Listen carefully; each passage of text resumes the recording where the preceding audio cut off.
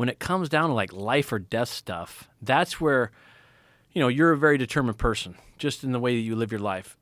It's Cam, very determined person, right? So that's how you get to where you get to. It's the first ingredient in this whole control factor, is having enough determination to do that. And like, you have a why. You have a why as to why you're doing this. My why was, I was scared to death, man, in the sniper world. I was like, man, I hope it doesn't go bad. And I'm like, that can't be the mindset. Right, Holy can't be mackerel. the mindset. But it is the mindset of most cops, because they don't have a why. If a cop's never been in a gunfight or a shooting, their why is artificial, right? And it's scary the first time that you do that.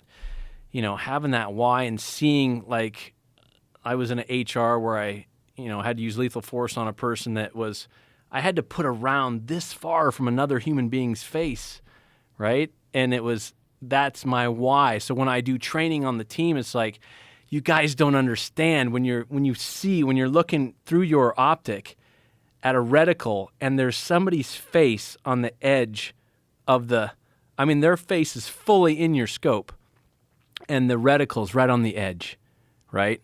And you have to put the round past their head. That's your why, right? So that's your why for all this tactical training that you do. But if you've never been there and done that, you have to learn how to manufacture determination, right? Can you imagine what failure would be in that situation? Well, tell the story, if you don't mind, the story you told me about the guy who was methed out. Yeah, so got a SWAT call out of a hostage rescue. There was an unarmed, barricaded subject with a hostage. And you never know. That's all the information you get on the call out, right? So we go there. I get there, and it was weird because on the brief, I walked up to the house, and the SWAT commander briefed me at the head of the garage there, and it was light-colored concrete. It's dark.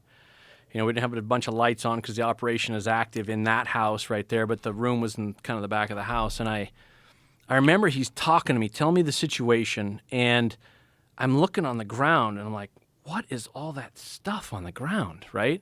And I'm looking at these dark patches on the ground. So I turn my flashlight on, and it's blood. There's blood all over the place on the walkway down from the garage. And I'm like, what is up with that? And he's like, well, this guy stabbed his cousin and then took his own daughter hostage, used her as a human shield with a knife to her. So that's how SWAT got called and all this stuff. So I get there, and I'm up on a ladder over a wood fence, and I'm only like 15 yards from the window, but we can't see anything in the window. And the negotiator's on the phone with this guy, and he's not really making a lot of sense. He wants to talk to his girlfriend, blah, blah, blah. He's got his daughter in there with him, and we can hear her through the wall, right? We can hear her. Sometimes she's screaming, sometimes she's crying, sometimes she's laughing. So we don't know what is going on in there, right? And this goes on for, the negotiators are on the phone with him for a while. And then finally the decision's made, like, we have to get in there because it's starting to go south in negotiations. And we lost comms with the guy. So you're worried he's going to stab his daughter? Yeah. Well, he's already done that to his cousin, right? Stabbed him in the face and the legs and the arms, big K-bar knife. It was not a good situation. So, yeah, and he's already used her as a human shield, right? When the cops, what happened is there was a big fight went on. The cops got in, got everybody out. Then they realized the daughter was hiding behind a couch. So they go back in, they restack up, they go back in. Now he's got the daughter around the waist, using her as a human shield, knife to her, and he kicks the door shut on a bedroom. That's what starts the SWAT call out.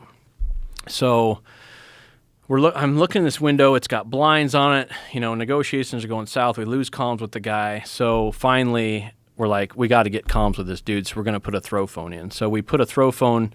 A throw phone's it's like a box.